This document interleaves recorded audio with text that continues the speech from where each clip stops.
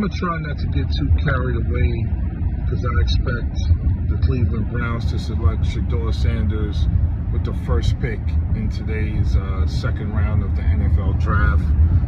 But like the way, you know, the analysis of Shedeur Sanders and the way he's being discussed by pundits is just crazy to me, man. Like, you know, I keep hearing, you know, oh, he doesn't have the strongest arm, or he doesn't have the athleticism that jumps off the page. And so, like, last year or 2 years ago, we draft Anthony Richardson, who has all of that, but can't play the position. And Shedeur has everything else supposedly you need: toughness, leadership, intelligent, pre-snap read, post-snap read, anticipation throws, accurate with the football.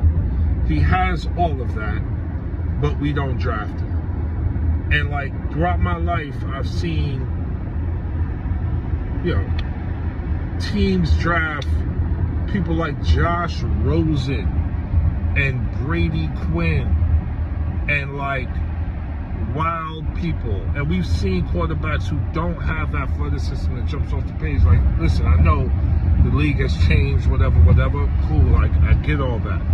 But like, the quarterback position is still a quarterback position. The last quarterback to beat, Jalen Hurts beat Patrick Mahomes in the Super Bowl this year. But the last quarterback to beat him before that was Tom Brady, who was not athletic at all and considered the GOAT. Like, the position is the position. Yes, I love Lamar Jackson. He's my favorite player. But, like, you need someone to understand pre-snap, post-snap, rotations, and coverage. Throw with anticipation. Accurate with the football. He had no running game and no offensive line. And he was getting, you know, the crap beat out of him, and he still completed 77% of his passes. His father is one of the greatest American athletes of all time. He has the pedigree. Coached by his father his whole life. Went to the Manning camp. Knows how to play the position. And the Giants, listen, I don't know, man. The Giants trade back up to get, you know, Jackson Dart. Okay, maybe Jackson Dart is good. I don't know. But, like, I watched Shedeur play. We all did. He played, like, every week. It was always on TV. Like, I watched football my whole life. I played football. Like, he knows how to play. Like, we need competent quarterbacks. Not like the potential of, oh, he jumps off the page. Josh Allen has no rings right now. Like, so it's not about, I don't know, man. It's just the way y'all talk about him. Like, it's the, okay, you got the football evaluation. Then you got his dad and what Dion brings to the table as an active father, as an active black father in his black son's life. And we all know what that is, whether we want to, you know, admit it or not. But it's not only that.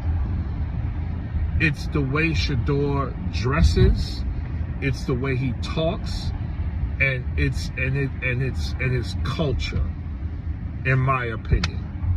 You see him at the draft last night. He's wearing all black.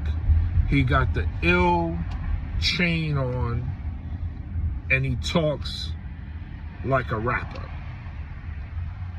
And you know, I keep hearing, oh, he's entitled. He feels entitled.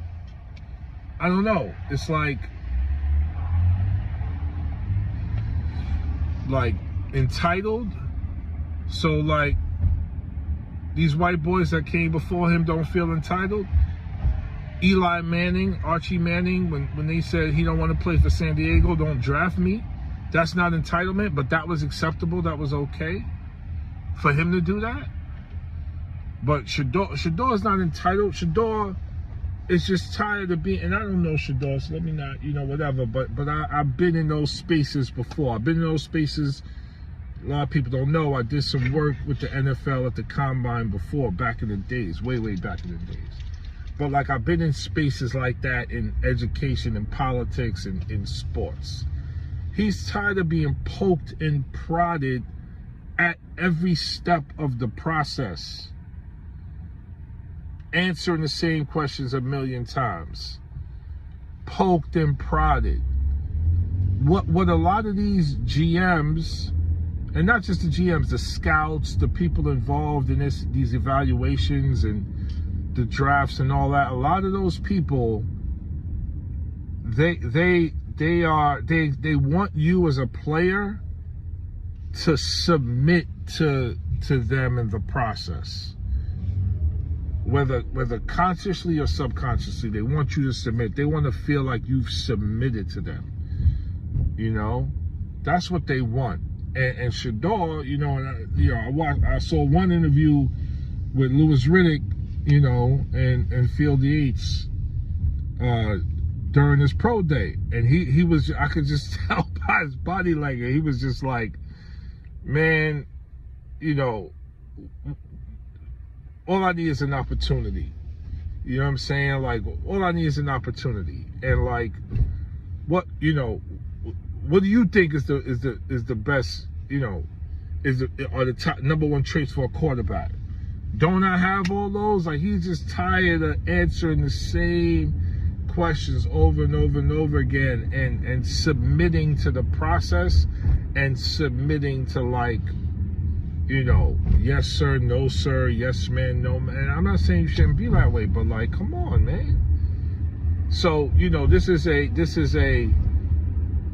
and someone said the other day, I don't remember who it was, this is a black man with means, comes from a home with means, and has extreme confidence, and is not submitting to y'all in the NFL culture in the way y'all want to. I'm gonna go out there and play football. I know how to play a game. I'm ready to play. I'm a great teammate. I've shown that. I'm tough. No O-line, no running game. You know, I elevated, you know, the HBCU I went to. I elevated, was it Jackson State? Elevated Jackson State, elevated Colorado to a whole nother level. Like, y'all see me play. And for the Giants, everybody see him play. You see Jackson Dart play. You're gonna take Jackson Dart.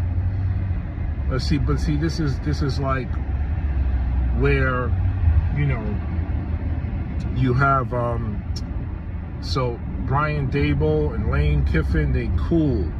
One of Lane Kiffin's assistants is Charlie Weiss's son. They cool. They go back to working with Belichick in the Belichick tree.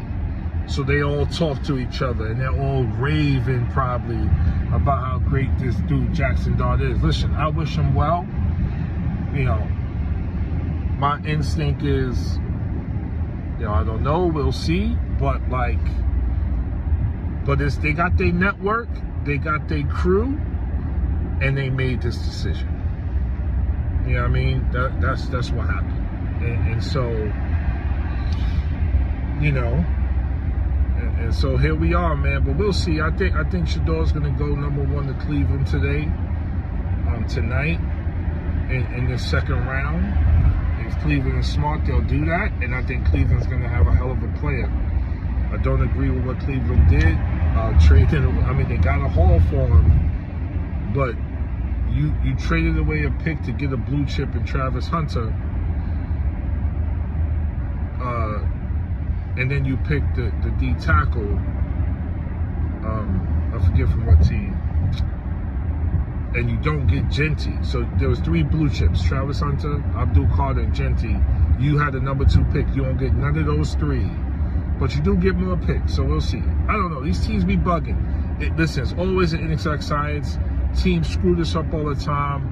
I just take it personal, and maybe I shouldn't, but I take it personal when I see someone like Shedeur Sanders, you know, because he talk a certain way and because he wears gold chains and his pops is Dion and he don't want to submit to y'all white shit, you know, he's gonna slip in the draft. And you're telling me it's based on the evaluation. Like, you didn't watch the games and watch him play and see him play. Like, it's crazy. Peace.